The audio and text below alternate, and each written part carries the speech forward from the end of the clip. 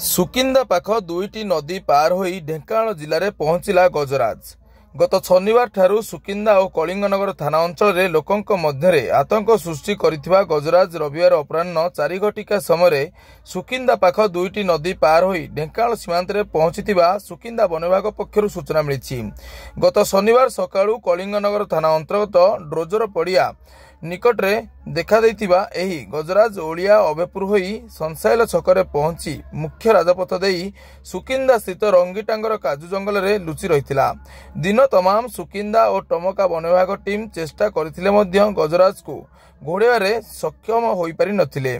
संध्यारे one संरक्षक Santosh Kumar Pati, Jajpur road ranger Jyotiranjan Mahapatra, Sukinda ranger Devendra Majhi, Tamka ranger Ajit Dalai team सह हाथी को घोड़िया को चेष्टा करथिले। रविवार सकाळ समय हाथी बंगला छकरू पुनर्बार हाथीबारी फेरिबा परे रविवार दिन हाथीबारी निकट पांडरा नदी पार हेबा परे बंजा कुमुड़ी देई ब्राह्मणी नदी पार होई ढेंकानाल जिला सीमांत पिंगुआ अंचल को चली जाइथिबा जणा पड़िछि।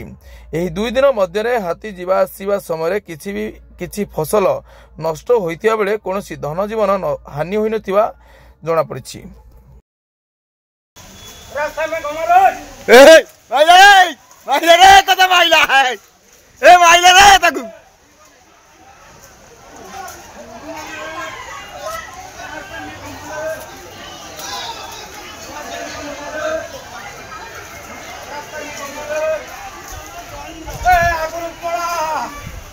आगुरु पड़ा दुकान बाजार बंद करो, गाड़ी आगुरु गाड़ी दियो।